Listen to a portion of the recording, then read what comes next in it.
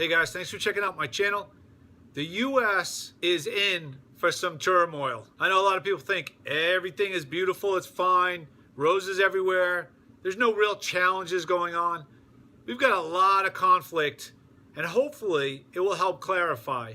I know where I stand on this, but let me read you a story that is starting to garner national attention from a little-known college in Western Massachusetts. American flag to stay down at Hampshire College while reactions fly. Hampshire College will not fly the United States flag until at least January.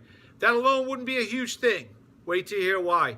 Jonathan Lash, president of the Western Massachusetts College, said Tuesday the school's decision first to fly the flag at half-mast, half-staff, then to remove it entirely has drawn national attention. But Lash said he wants to use the controversy as a teachable moment before deciding what to do next. We will very energetically pursue a series of discussions on campus, he said, and then we'll reassess how to handle flag issues. Wait to hear how this happened and why. The college had lowered the flag to half-staff on November 9th. Just a coincidence. They say it had absolutely nothing to do with the election and the win by Donald Trump. They took it down as an expression of grief over the violent deaths being suffered in this country and globally. Lash wrote in a Facebook post Monday, the college had planned to raise the flag again on November 11th, Veterans Day, but someone took down the flag and burned it on the night of November 9th. After that, Lash and the college's board of trustees decided not to fly any flags on campus, quote, for the time being, the Facebook post said. College on Tuesday closed comments on its Facebook page through the Thanksgiving break, saying the social media team would not be available. And a veteran from nearby Chicopee posted a Facebook event inviting people to carry flags near the campus Sunday. Lash said the comments did not surprise him because we had been hearing reactions for a week or so ever since someone burned the flag in the middle of the night. Unfortunately, our efforts to inclusively convey respect and sorrow have had the opposite effect. We have heard from many on our campus as well from neighbors in the region that by flying the flag at half-staff, we are actually causing hurt, distress, and insult, especially to veterans and their families. He also noted that some critics saw the flag lowering as a comment on the presidential election. Quote, this is unequivocally was not our intent. So right off the bat, Mr. Nash has lost all credibility, because if he knew it was near the election, he should have waited. Could have been weeks, could have been months, could have been done months ago. But instead, he waited for the day after the election, which means he loses all of his credibility of saying it had nothing to do with any political agenda at all. The flag is a complicated symbol, Lash noted in an interview.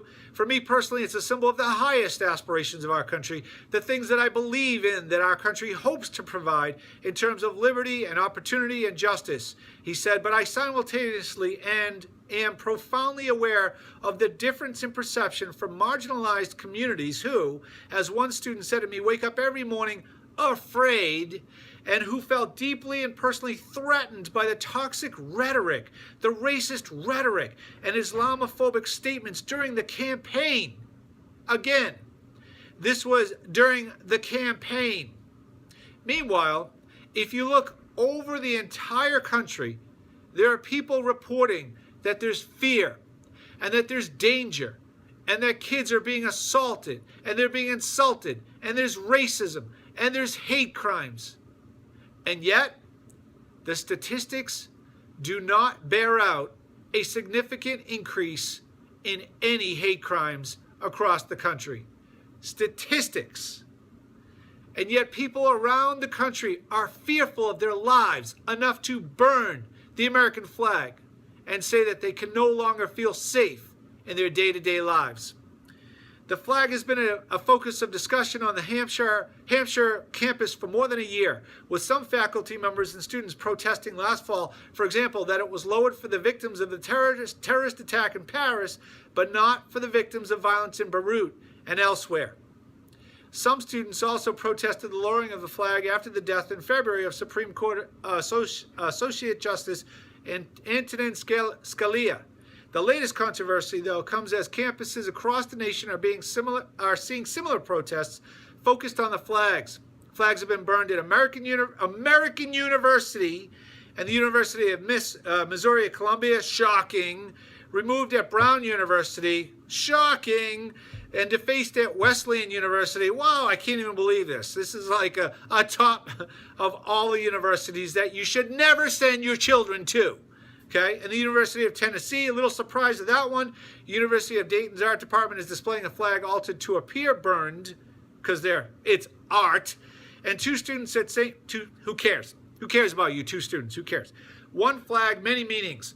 This is the thing about symbols. They are adoptable by any group, even though the government may assign a particular meaning to them. Groups within a country can grab hold of that symbol and try to invest it with new meaning. I think what we're seeing is a combination of people using the flag as a mode of protest versus people who are using the flag as a mode of exuberance.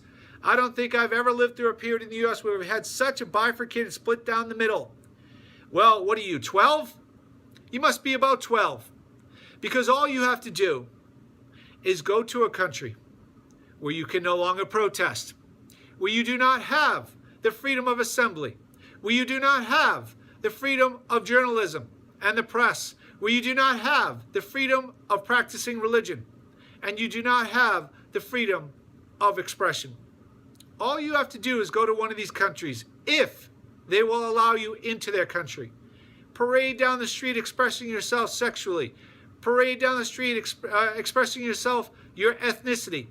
Go ahead and see if your religion fits in with theirs, or even your particular perception of religion, even if you practice theirs.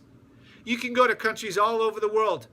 Try to see if you can write a blog that politically criticizes many of these countries.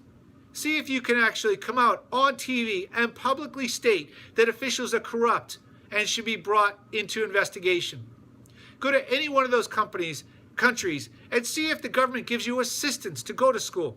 See if the government gives you assistance to have food and to have housing and so many other things that the United States affords you. See if you can go to one of those countries and read their history and see if people died for the right for you to even think the way you think. You see, a lot of these people don't understand. Heck, they're ignorant. I don't even know if they take U.S. history anymore. And they're definitely allowed to have different opinion. As a matter of fact, peaceful protest is more than welcome. But they could use a little lesson in U.S. history, in civics, and understanding what it took for our founding fathers to make what they made here for all of us. With all the scratches, dents, and imperfections, they wrote something called the U.S. Constitution, which has been amended many times in order to improve upon it using a process of law and rules that equals the playing field for all. You see, the rule of law that we have here in the United States allows people from all colors, any ethnicities, any religious backgrounds, any political agendas, heck, any thought process at all, to have a fair and equal playing field, even compared to whatever it is that is the empowered generation, the empowered political system, the empowered religious system. It doesn't make any difference. Here in the U.S., that flag symbolizes all of the aspirations and unbelievable potential of human fairness and liberty and freedom. I don't think most of these kids that are protesting and burning flags actually know that.